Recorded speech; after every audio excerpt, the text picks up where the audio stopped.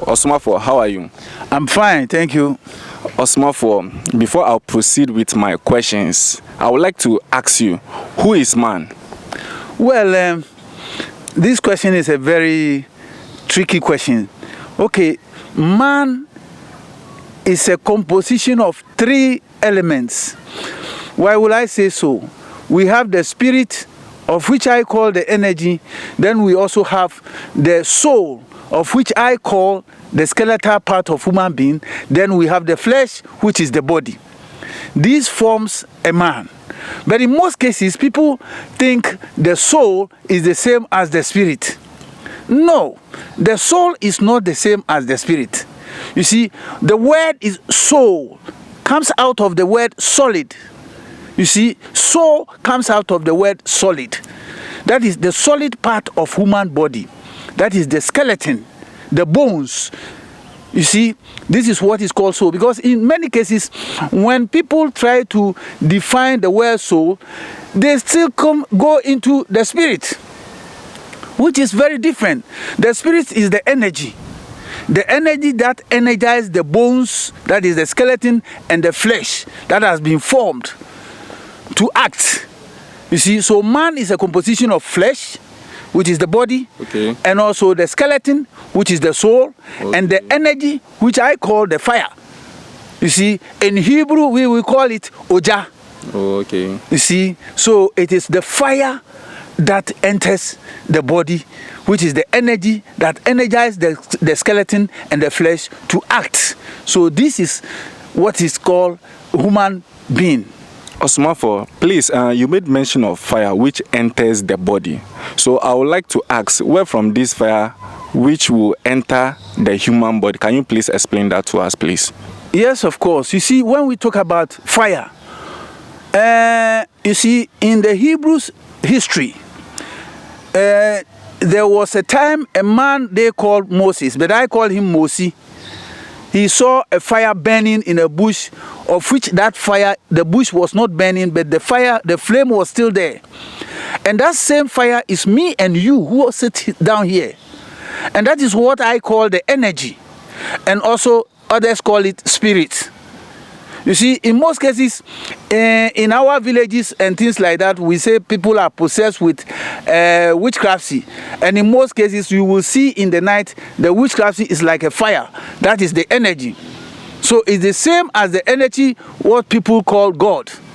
You see, so if I mention fire, that is what I mean. Even in the body of a human being who is very ill and about to die, one form that our ancient people used to test to see whether he's alive or dead is when they touch the flesh of that person who is lying sick. They will see that the flesh is warm and they still say, okay, there is life in that body. But when the flesh becomes cold, it means the fire has come out, the energy has come out. That means that body is now dead. So we are all fire. We are all energy, and fire is energy. That is what exactly that I mean. You see, the fire in us. So that in the Hebrew we say, Umu Eja, the fire in you. Umu Eja, the fire in you. So when you say the fire in you, in the Hebrew word, rapidly, Moja, it will become blood. Okay. So that is what we say, Moja, Umu Eja, Moja. So that is it. So every creature has that fire in the body. That is what is called the spirit of every creature. The animals have it, the human beings have it, and every creature on the planet also have the same energy. It is the fire that works the body and the skeleton to function. That is what I mean by fire. Okay, Osomafuo, please, I would also like to know, so what was the idea for God to create human being? What was the process he went through to create us for this fire you are talking about to enter into that body? You see, the process that I was told, according to my teacher who taught me in the dream. You see, in most cases, we see women go to deliver babies, and then they say the baby did not cry. Then as the baby did not cry, it means there is no survivor. But when the baby cries, we say, oh, the baby is alive. What takes place before the baby cries? You see, the body is formed in the womb of the woman. And in the womb of the woman, that body uses the energy of the mother.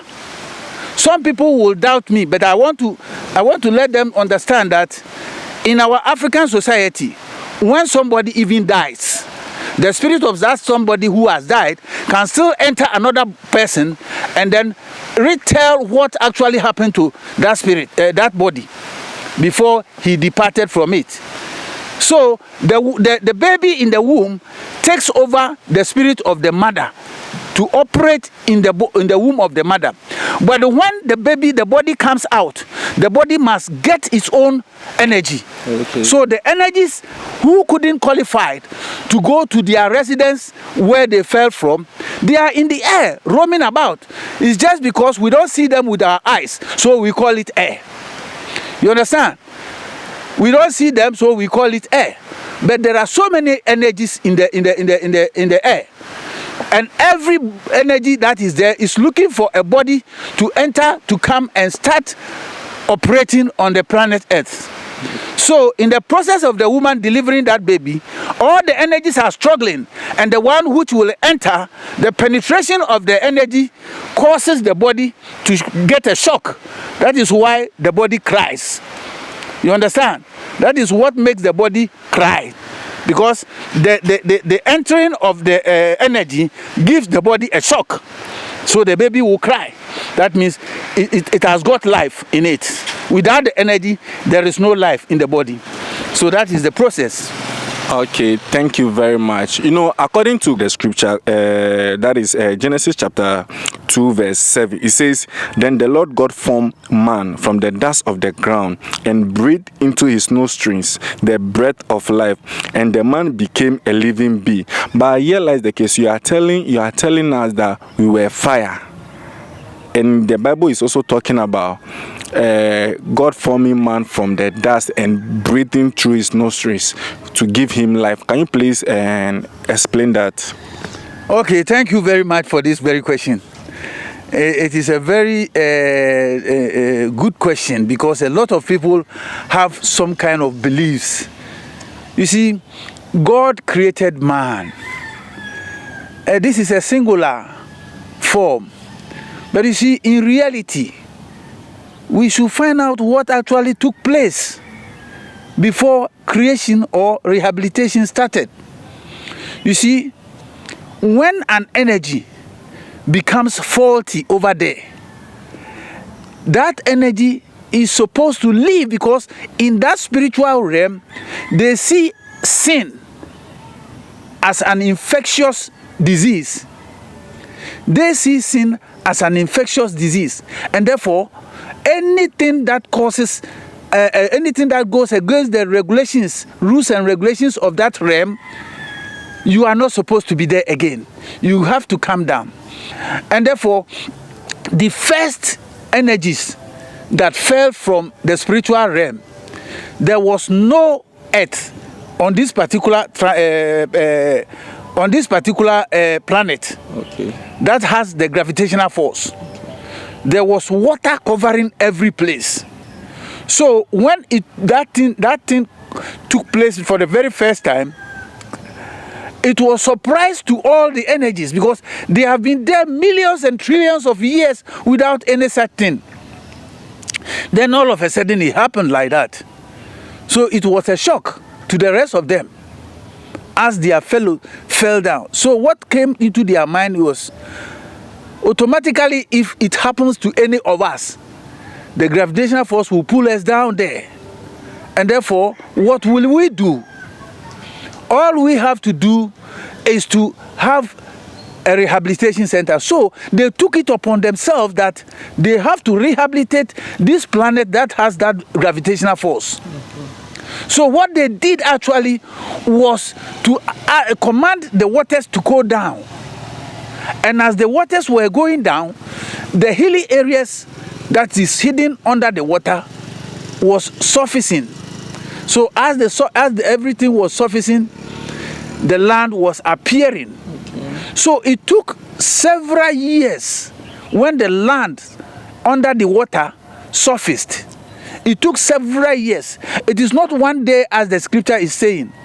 Take it for instance, you are a contractor, or you want to have a project, and you have a trip of sand tipped down for you to use, and then maybe for some reasons you couldn't use it immediately. After 6 months, when rain falls and sun shines on it, before you realize, the weeds have started germinating on it. This is the same way when the earth, when the land appeared from the waters, it was there for several thousands of years before it became jungle. Then after that, the gods or the energies, the other energies, decided to create a physical jacket for any energy that will fall. So, according to what I learned from the one who taught me in my dream, he said the skeletal part of human being was formed out of the ashes of a tree. Okay. So they used the ashes of a tree to form the skeletal part of the first human being. Okay.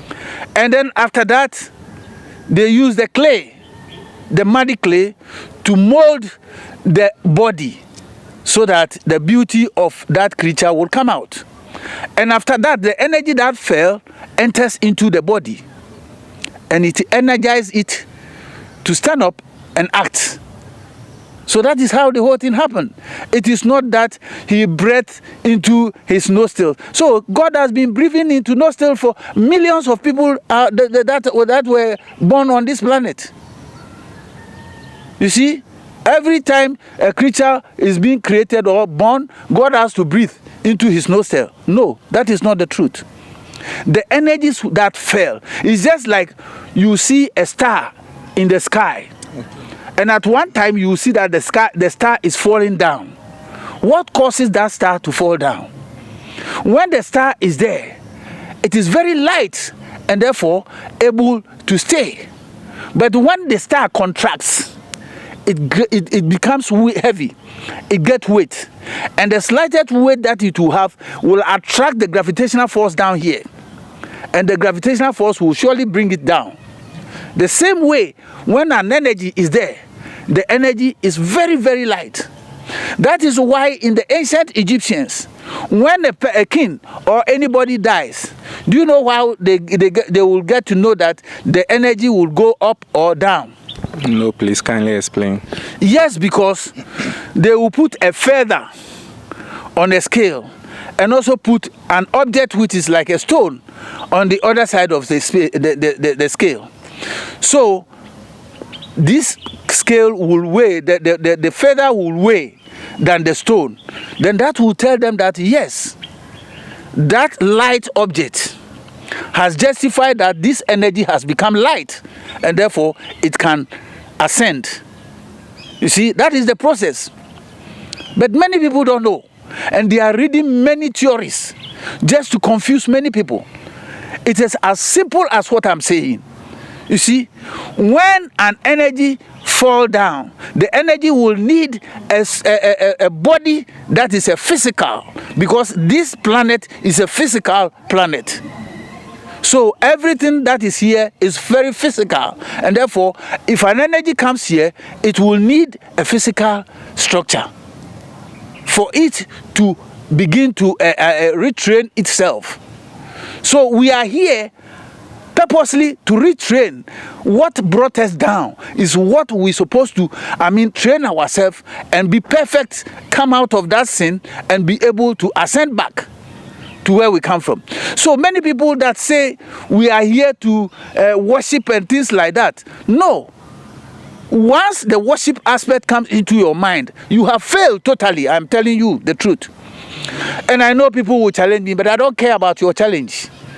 But what I am putting in your brain is that you are not on this planet as a human being, as a creature. You are not here to worship any god or any deity.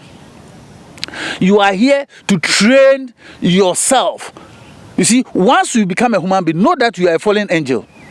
So the word fallen angel that we have been mentioning, we are the same fallen angels because we were spirits. And when we fell because we committed crime. We fell because we go contrary to the rules and regulations of the planet where we belong. And by falling down here, you need a jacket. The jacket is the human body. You see, the jacket is the soul, that is the solid portion, and the flesh, that is the body. You need this jacket to operate. So all you came here to do is to practice righteous life. That is why somebody who came said, that I call his name Ayesu, he said, love, okay, your great-grandfather Moses, I call him Mosi, because that was the original name. He was born on Wednesday, according to my great ancestors who taught me. So my great ancestors were calling him Kwaku Mosi. So he was called Mosi. He was not called Moses.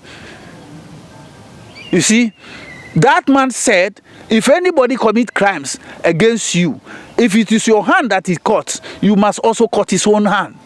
If he plucks your eye, you must also plug his own eye.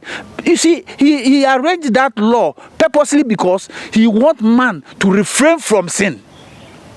Because if I know that if I go and cut this man's leg, my leg will also be cut, will I go and do it? No. I will be afraid to do sin. Yeah. So he set up those things purposely for man to refrain from evil things. But they see those things as evil. Okay, after him, there came another messenger who is Ayesu, that you people call Jesus, or you call Yesu.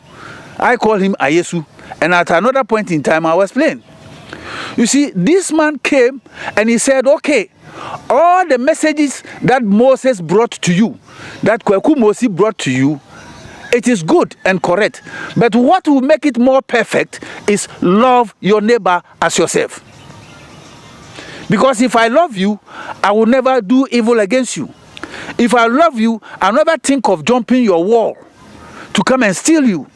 If I love you, I know that you are sick and I have money in my pocket. I will not pocket the money in the name of savings. I have to save you.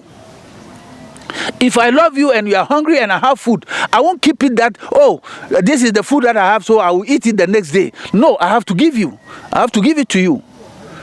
You see, so the purpose for which that man, that messenger of Israel God came to this Israel to deliver is nothing but love your neighbor as yourself. And when he say, and then love God with all your heart and with all your mind, he simply want to mean that concentrate and continue to have it at the back of your mind that you came from somewhere, and that somewhere, you have to focus on that somewhere. And by focusing on that somewhere, you will force yourself to do the right thing that will make you go back home. And the right thing is nothing but practice righteous life. You don't need to go and worship anybody. You have to practice it yourself. You don't need to say, I belong here, because once you bring worship in your system, you have brought divisions. And once you bring divisions, automatically there will be hatred. And when hatred comes, automatically there will be enmity. And when enmity comes, there will be war. When war comes, there will be automatically destructions. You see, we all bear witness to the fact that because of worship, there have been so many divisions, there have been so many enmity. The Muslims will never love Christians. The Christians will never accept Muslims. The Hindus will never accept Christians. Neither will they accept Christians. That is what is going on. And every one of them says he's practicing something that will take him somewhere. But I tell you, my brothers, if you follow the system of worship, you will become a slave. You will become a slave to that person who introduced the system. But your mission on planet Earth is not to worship any god or any deity, but to practice simply righteousness. And then have it at the back of your mind that you one day have a place to go back. And that place is another planet where I call planet and you call heavens.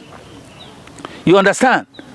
Because if you deny yourself by saying, oh, man came from ape, and the ape came from where?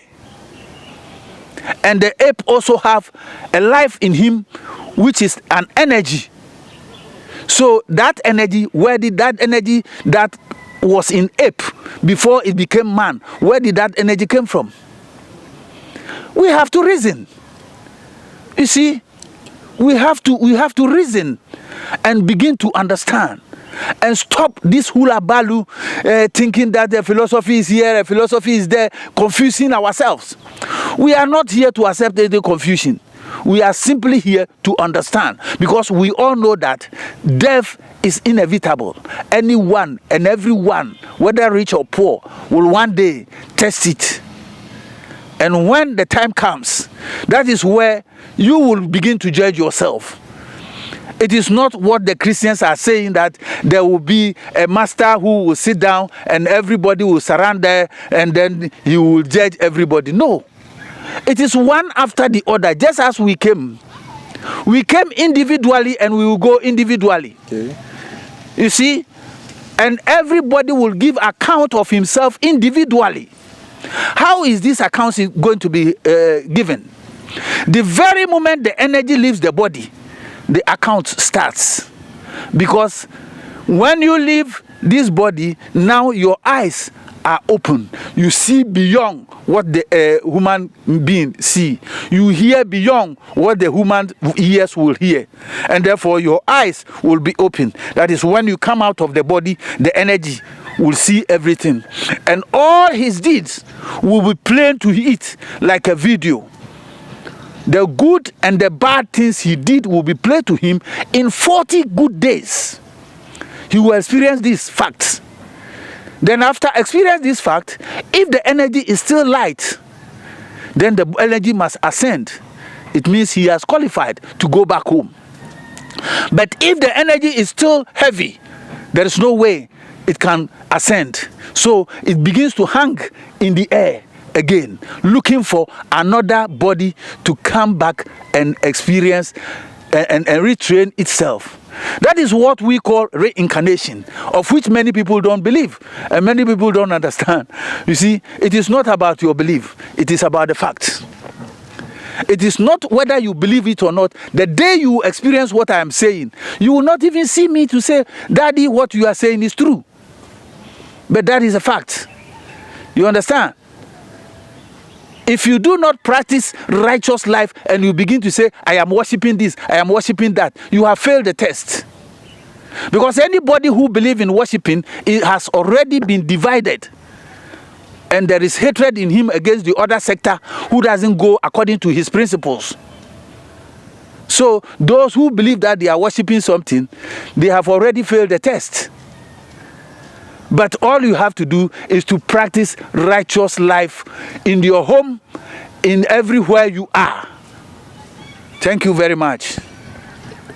Thank you very much for this wonderful explanation. But I still have more questions to ask you. When you read Genesis chapter 1, verse 26, it says, Then God said, Let us create man in our own image and likeness, so that they will have dominion over this earth. Mm-hmm. So my question is, who was God talking to? You see, people have created certain things in their own mindset, that there was only one single God who gave commands. There was only one God who created the heavens and the earth. Okay, that is what you think. But you have to ask yourself, does my thinking becomes fact? You see, if God created heaven and earth, where does God reside? Is he residing in heaven that he created? And if he's residing in that heaven that he created, when that heaven has not been created, where was he? When he has not built that house, where does he dwell? Okay. People must ask themselves questions. You see, and all these things that they are saying, it is not about any one particular God. That is why in your scriptures, that is the Bible, sometimes they say God of hosts. That means there are many. They are not one. There are many who assembled and discuss issues that they want to do. So it is not just one particular champion. When they say the angel Michael, it is like when they say Ghana is playing Germany. You see, they won't say Ghana is playing Germans or Ghanas are playing Germans. You see, Ghana is playing Germany. It's singular, but majority of them. That is how it is. Okay. You see? Yes, sir. The pronunciation is singular, but it is majority. So it is not just one God who created all. It is majority of energies that sat down and decided to rehabilitate this particular planet that we call Earth. It was there already.